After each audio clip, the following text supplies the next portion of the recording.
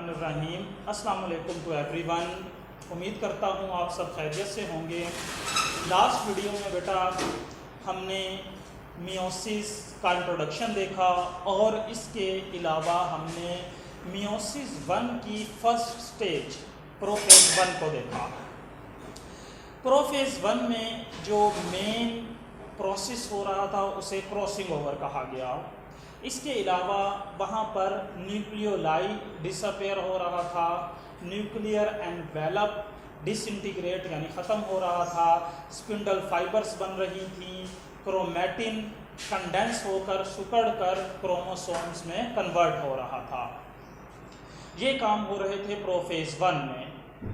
आज हमने next stages उसकी देखनी है मियोसिस 1 की, जो कि हैं मेटाफेज 1, एनाफेज 1, टीलोफेज 1।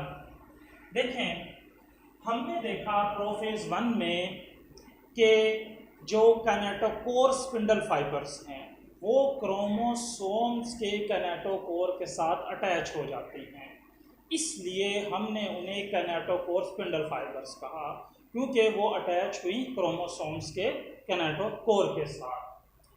मेटाफेज 1 में क्या होगा? मेटाफेज 1 में जो सेंट्रियोल्स हैं जिससे स्पिंडल फाइबर्स बनी हैं वो अटैच हैं क्रोमोसोम्स के कैनेटोकोर के साथ। क्रोमोसोम्स के कैनेटोकोर के साथ अटैच हैं, तो अब क्रोमोसोम्स जो हैं सेल के इक्वेटर में, सेल के दरमियान में खुद को लंबाई के रुख अरेंज करते हैं, बिल्कुल सेल के दरमियान में। और सेल के बिल्कुल अपोजिट पोल्स पर क्या है? सेंट्रियोल्स हैं। सेल्स के दरमियान, एक सेल के दरमियान में जब ये क्रोमोसोम्स अरेंज होंगे तब ये क्या बना देते हैं? मेटाफेज प्लेट बना देते हैं। उसके बाद स्टेज है एनाफेज 1 की। एनाफेज 1 में क्या होगा? मेटाफेज प्लेट बन गई। एनाफेज 1 में जो स्पिंडल फाइबर्स हैं वो शॉर्ट होती हैं, उनकी लंबाई कम होती है। ये सेंट्रियोल है, यहाँ से स्पिंडल फाइबर्स निकली और क्रोमोसोम्स के साथ वो अटैच है। ये स्पिंडल फाइबर्स क्रोमोसोम्स को पुल करती हैं, अपनी तरफ खींचती हैं, जिस सेंट्रियोल से ये निकली हैं, जिस सेंट्रियोल से ये निकली हैं। अब ये जो कैनेटोकोर स्पिंडल फाइबर है या ये जो कैनेटोकोर स्पिंडल फाइबर है, ये इस क्रोमोसोम के सेट को इस सेंट्रियोल्स की तरफ पुल करेंगी, खींचेंगी।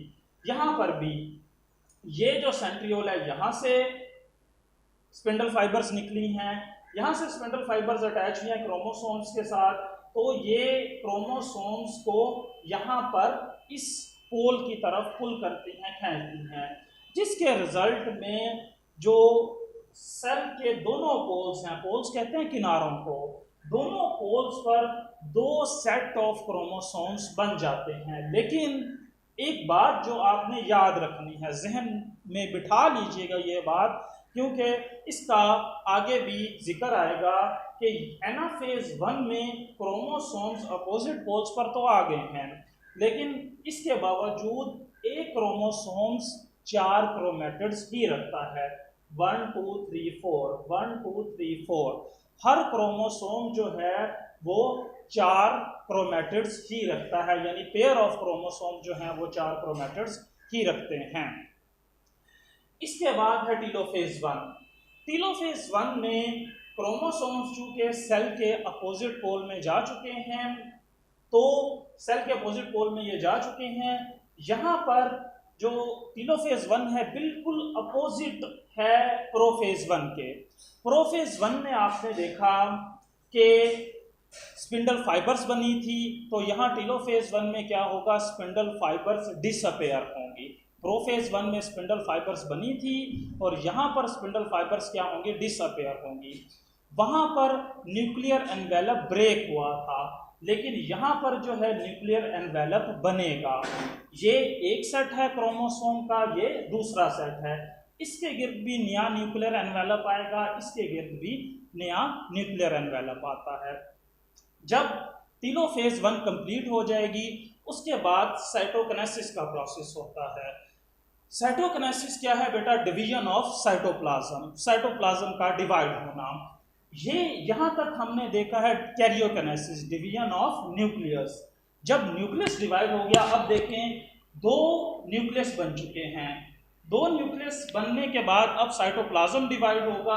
अगर तो वो एनिमल सेल है तो उसकी जो सेल मेम्ब्रेन है वो दरमियान से क्या हो जाएगी? पिंच हो जाएगी, अंदर की तरफ दब जाएगी और वो एक सेल को डिवाइड कर देती है, तकसीम कर देती है दो सेल्स में।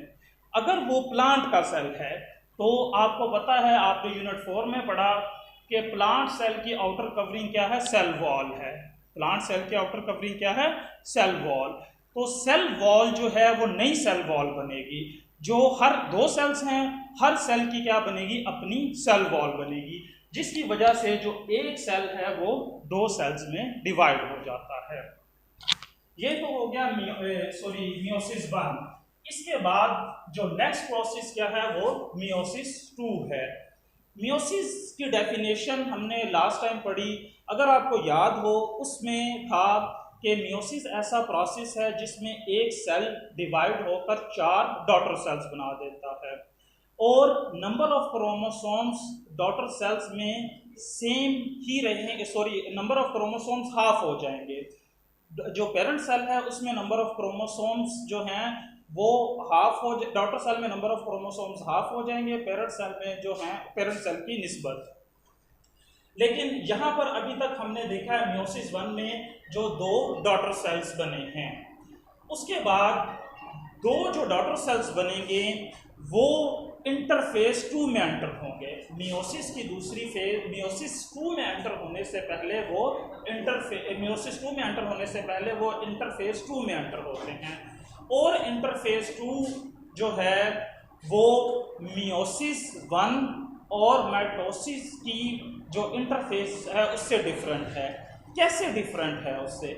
क्योंकि इंटरफेस 2 के अंदर कोई भी डुप्लीकेशन ऑफ क्रोमोसोम्स नहीं होती, क्रोमोसोम्स जो हैं वो डुप्लीकेट नहीं करते। अब जब इंटरफेस 2 के बाद ये दो सेल्स किस में आएंगे? मियोसिस 2 स्टेज में आते हैं। मियोसिस 2 स्टेज में आने के बाद बेटा ये सेम वही प्रोसेस है जो माइटोसिस में हो रहा होता है। मियोसिस 2 में सेम प्रोसेस, ये मियोसिस 2 सेम प्रोसेस माइटोसिस जैसा ही है, इसलिए इसको ज़रा हम जल्दी जल्दी डिस्कस कर लेते हैं। वही इसमें प्रोफेज 2, मेटाफेज 2, एनाफेज 2, टीलोफेज 2, जबकि माइटोसिस में वो प्रोफेज, मेटाफेज, एनाफेज और टीलोफेज होती है। प्रोफेज 2 के अंदर वही स्पिंडल फाइबर्स का बनना, स्पिंडल फाइबर्स के बनने के बाद जो है क्रोमोसोम्स, जो न्यूक्लियर एनवेलप है वो डिसअपेयर होगा और न्यूक्लियर एनवेलप के डिसअपेयर होने के बाद जो सेंट्रियोल्स हैं, यहाँ पर क्या है? सेंट्रियोल्स हैं, वो सेल के अपोजिट पोल्स पर जाती हैं। उसके बाद है मेटाफेज 2, वही जो मेटाफेज 1 में या सिंपल मेटाफेज में हमने डिस्कस किया, क्रोमोसोम्स खुद को सेल के इक्वेटर में अरेंज करते हैं। क्रोमोसोम्स खुद को सेल के इक्वेटर में अरेंज करते हैं, जो कि मेटाफेज 1 में भी ऐसे ही हुआ था और सिंपल मेटाफेज में ऐसे हुआ था। अच्छा, मेजर फिर उसके बाद है एनाफेज 2। एनाफेज 2 में जो क्रोमोसोम्स हैं वो सेंट्रियोल से निकली हुई स्पिंडल फाइबर्स की तरफ मूव करते हैं। ये सेंट्रियोल्स, एक सेंट्रियोल, ये दूसरा सेंट्रियोल, यहाँ से जो इस सेंट्रियोल से जो स्पिंडल फाइबर्स निकली हैं या इस सेंट्रियोल से जो स्पिंडल फाइबर्स निकली हैं, ये चूंकि कैनेटोकोर स्पिंडल फाइबर्स हैं क्योंकि ये क्रोमोसोम्स के कैनेटोकोर के साथ अटैच हैं, क्रोमोसोम्स के कैनेटोकोर के साथ अटैच हैं। अब इसमें जो क्रोमोसोम था उसको क्रोमेटिड में कन्वर्ट कर दिया है, यानी यहाँ पर जो सेंट्रोमेयर है उसकी इस एनाफेज 2 में क्या हो गई है? ब्रेक डाउन हो गई है। अब एनाफेज 2 में क्रोमोसोम अब सिस्टर क्रोमेटिड्स बन चुके हैं। यहाँ पर आपको साफ नजर आ रहा है कि यहाँ पर एक क्रोमोसोम 2 क्रोमेटिड्स पर मुश्तमिल है, यहाँ पर ये क्या है? सिस्टर क्रोमेटिड्स बन गए हैं। अब इसका अगर आप कंपैरिजन करें एज एनाफेज 1 से, यहाँ पर क्रोमैटिड्स सेपरेट हुए हैं एनाफेज 2 में, और एनाफेज 1 में जो क्या है, पूरा जो क्रोमोसोम है वही क्या हो गया है, सेपरेट हो गया। ये मेजर डिफरेंस है एनाफेज 1 और एनाफेज 2 में। इसके बाद क्या है, टीलोफेज 2, सिंपल वही प्रोफेज 2 का ये उल्ट होगा। वहां पर स्पिंडल फाइबर्स बनी, जहां पर स्पिंडल फाइबर्स खत्म हुई, वहां पर न्यूक्लियर एनवेलप की ब्रेकडाउन हुई। यहाँ पर जो न्यूक्लियर एनवेलप है वो क्रोमैटिड्स के गिर्द बन जाता है। टीलोफेज 2 के बाद सिंपल साइटोकिनेसिस होगी। एनिमल सेल की जो सेल मेम्ब्रेन है वो दरमियान से पिंच होगी, दबेगी, और वो एक सेल को 2 सेल में डिवाइड कर देगी। वो एक सेल को 2 सेल में डिवाइड कर देगी। अगर वो प्लांट सेल है तो प्लांट सेल के दरमियान में एक सेल प्लेट बनती है, और वो सेल प्लेट जो है प्लांट सेल को 2 हिस्सों में डिवाइड कर देती है। और हर प्लांट सेल की क्या होगी, एक अपनी अब सेल वॉल होगी। तो हम मियोसिस 2 के लास्ट में देखते हैं कि मियोसिस 2 में हमने देखा कि 2 हैप्लॉइड सेल्स थे, उससे क्या 4 डॉटर सेल्स बन गए हैं। उससे कितने सेल्स बन गए हैं, 4 डॉटर सेल्स। तो ये था बेटा हमारा आज का टॉपिक, मियोसिस 1 और 2, जो कि आज कंप्लीट हो गई है। एक सेल से 4 डॉटर सेल्स बन चुके हैं। इसमें आपको मैं डायरी बता देता हूँ। डायरी बेटा जितना हमने पढ़ा है इसमें कोई खास शॉर्ट क्वेश्चंस नहीं बन रहे।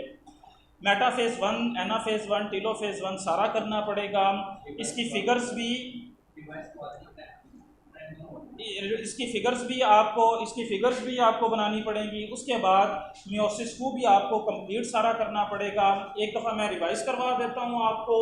आज बेटा हमने देखा मेटाफेज 1, एनाफेज 1, टीलोफेज 1, जो कि कुछ स्टेजेस थी किसकी, मियोसिस 1 की।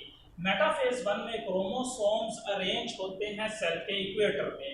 एनाफेज 1 में स्पिंडल फाइबर्स शॉर्ट होती हैं और ये सेंट्रियोल्स की तरफ क्रोमोसोम्स को पुल करती हैं, खींचती हैं।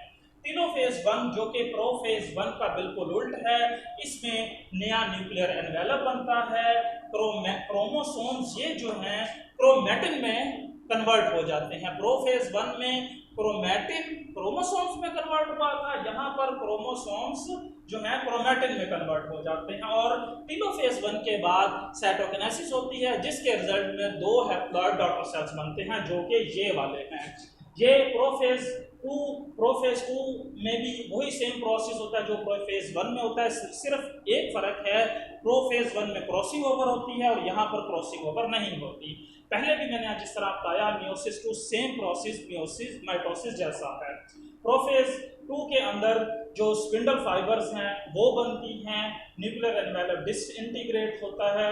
उसके बाद मेटाफेज 2 क्रोमोसोम्स सेल के इक्वेटर में खुद को अरेंज करते हैं। एनाफेज 2 में जो सिस्टर क्रोमैटिड्स हैं, जो क्रोमोसोम्स हैं वो कन्वर्ट किस में हो जाते हैं, सिस्टर क्रोमैटिड्स में, और ये सेंट्रियोल्स की तरफ खींचे आते हैं।